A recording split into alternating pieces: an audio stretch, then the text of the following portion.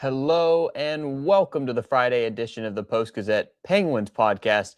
I'm your host, King Jemison, coming to you from beautiful Vancouver, where the Penguins will play the Canucks on Sunday at 6 p.m. Eastern Time. So they've got a pretty good chunk of time out here in British Columbia, and we'll have plenty of coverage in the coming days before that game. But there's a lot to get to from this Western road trip so far. They have won the first three legs of this four-game road trip, playing as well as they have all season.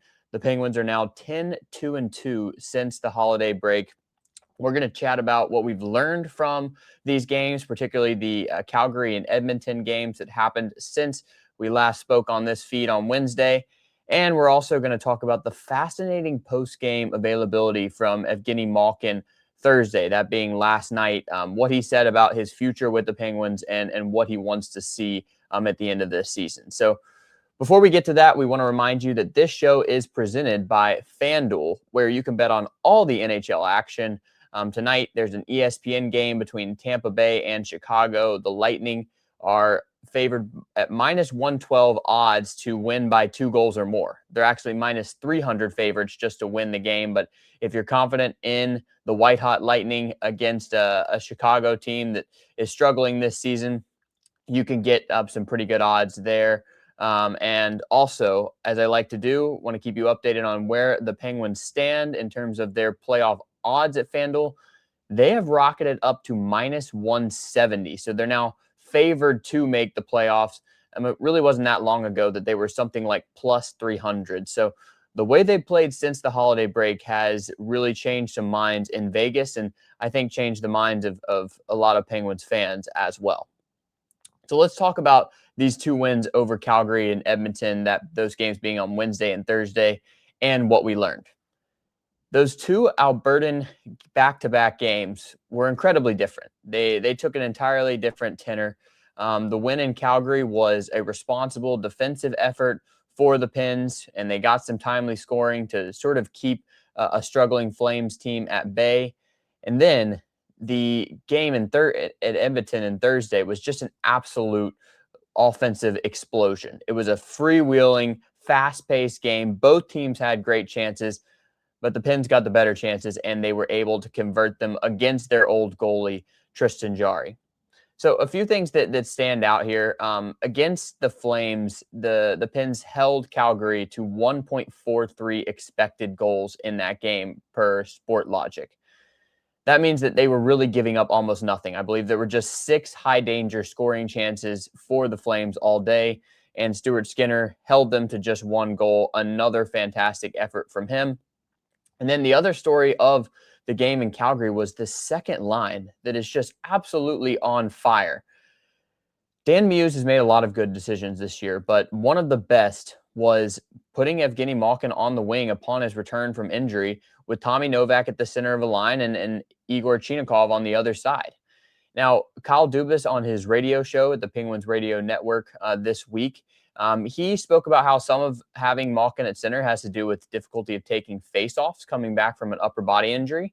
And so I don't think we can necessarily give all the credit to the foresight of Muse to see that putting this trio together, moving Malkin from his customary center position would be some secret to unlocking offense. But regardless, it has been a very, very dangerous trio.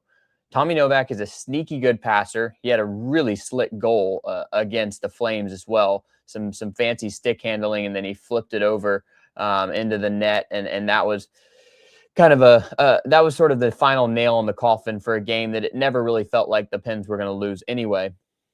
And then you look at Egor Chinakhov's shot and Novak's ability to set him up. This is 2 games in a row now where Novak has delivered these perfect passes that have allowed Chinakhov to show off this filthy release. It is just so snappy. His goal on Thursday, it hit the back of the net so hard and rebounded so fast that I thought it missed. I think a lot of people thought it missed. Seemed like some of the players on the ice thought it had missed and clanked off the post. No, it went in the back of the net and just rocketed out of there so fast past Tristan Jarry. So he has 2 goals in 2 games. And then there's Malkin. We're going to get to what he said after the game later, but in these 2 games, he was spectacular in both. had a goal and an assist in Calgary, a goal and an assist in Edmonton. And just the Pens look amazing every time he's on the ice. He is must watch TV or must watch in-person experience every time that Malkin has a shift, because you know he's going to do something, and almost all of it's netting good results for the Pens. Some other things to note from the Calgary game. I think you saw Jack St. Ivany pick up 2 assists in this game. He had just 3 assists coming into the game. He would add 2 more in Edmonton, but it was a game the Pens played without Erik Karlsson and Chris Letang. And once again, you saw some of the more offensively minded blue liners getting involved defensively. I know Ryan Shea had an assist on the opening goal there as well that Malkin deflected in. And I think you've seen the blue line grow into, at the very worst, not a weakness for the Pens, and it's really becoming somewhat of a strength. And they completely shut down a Flames team that's physical, that's big, that likes to get to the net. They just weren't having it. And I think Parker Wotherspoon is the defenseman that I believe deserves the most credit for that. He was winning a lot of battles in front of the net. Just gives this team an edge that it really needs. And, you know, a guy that was signed for, I believe, $1 million a season this year and next. That was a pretty great find by Kyle Dubas. And then you go to the Edmonton game, a team that the Pens entered 2-9 against in their last 11 games, 2-9-0, no overtime losses among them. They were 2-3-3 on the second night of back-to-backs this season. Connor McDavid scores almost as many points per game against the Pens as any team in the league in his career. He scores 2 points per game against the Penguins in his career. I believe he only has one team with a higher mark, and that's Utah, who he hasn't played as many games against yet. So suffice to say, this was not a game that looked like the Pens had any chance to win. It looked like a scheduled loss. And instead, they scored 3 goals in the first 3 minutes of the game. And those 3 came in a span of 37 seconds. 3 shots, 3 goals, 37 seconds. It's the third fastest span to reach 3 goals in Pens franchise history. 2 of them came from Anthony Mantha. He hadn't scored in 11 games, and suddenly he has 2 in the span of 22 seconds. And Crosby adds another incredible deflection goal 15 seconds later. Tristan Jarry, we've seen this from him before when he was a Penguin, that there can be games where he just gets off to an awful start. And from that point forward, he lit in 3 more goals as well. But certainly that flurry was really what decided the game. And credit to the Penguins from there. They did play a pretty fast-paced, freewheeling game that you would think would favor Edmonton, and yet they didn't give up nearly as many chances as we saw in the first meeting between these teams, and they kept on pouring on the scoring. After the Oilers cut it to 3-1 in the second period, Evgeni Malkin goes on his own little flurry with a beautiful assist to Rickard Rakell on a delayed penalty, and then he raced out on a breakaway and beat Jarry through the 5-hole with a really, really nice move. And from that point, it was pretty much over, but Egor Chinakhov added that final blow as well with that rocket that shot out of the net. Then I think the biggest blow of the night was the one landed by Evgeni Malkin in the press conference. And I'm not saying it was like a shot at anybody in the Pens organization. It was just a resounding soundbite that I think defines what his season has been about. So he said afterwards, he was asked about, he said, basically asked a question that, you know, doesn't seem like you look like you want to retire. He's like, no, I never said I want to retire. You know, that's just all you guys. And then, he goes on and talks about how well the team is playing. And then there's another question immediately afterwards about how well he's skating, how well he's moving this season. And he's like, yeah, it's not easy, but I tried really hard because I want to play one more year. I want to show everybody that I can play one more year. That's my goal right now. And I'm slightly paraphrasing. I'm not reading his quotes directly, but that is pretty much what he said verbatim in the post-game availability in Edmonton on Thursday. I think we all know that Evgeni Malkin wanted to stick around for another year. We know that he wants to be in Pittsburgh. But to hear him say it so boldly after such a wonderful game was a real statement to the front office. And they're scheduled to meet, according to reports, over the Olympic break. Malkin's representation and the Penguins front office, you would have to think that some sort of extension is coming Malkin has more than earned it. You know, we know what he means to the franchise in terms of their legacy, but just how about the numbers this season? He's got 12 goals and 27 assists in 35 games. Yes, he had that 15-game absence. Yes, you can probably expect him, if you sign him for another year, to miss some games, and that's okay. You want him to be healthy when it matters most. And it's not just the production. You know, the Penguins have scored 73% of the goals with Evgeni Malkin on the ice this season. 73%.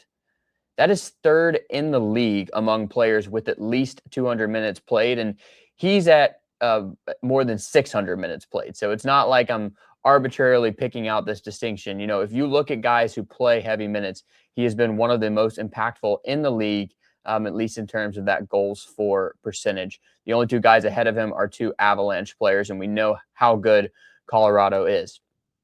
And you know, he had 1 goal and 1 assist in each of the past 2 games. He had a +3 rating in each of the past 2 games.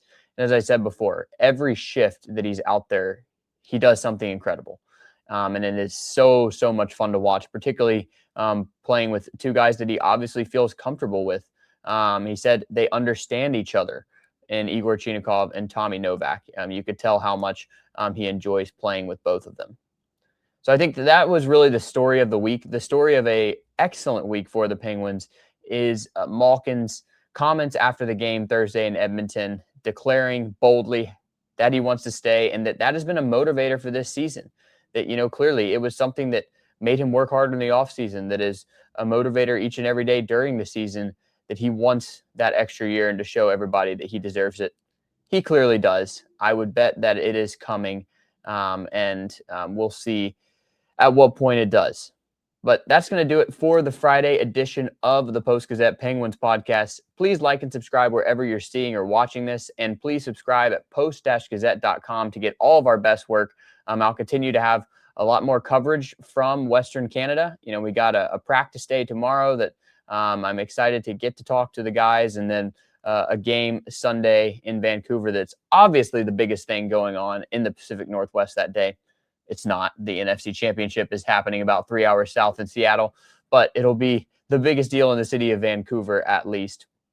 And a chance for the Penguins against perhaps the worst team in the league to sweep this road trip. And that would be huge because they have now put themselves in second in the Metro Division.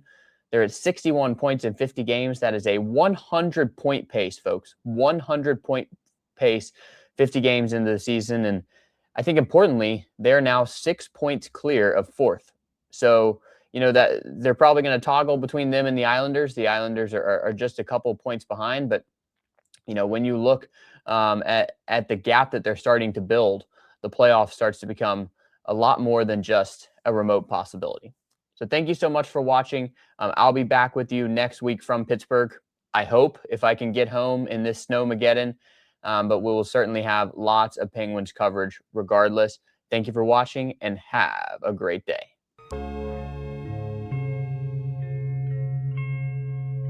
Thank you for checking out this content from Post-Gazette Sports. If you watch this video on YouTube, please like the video and subscribe to our channel.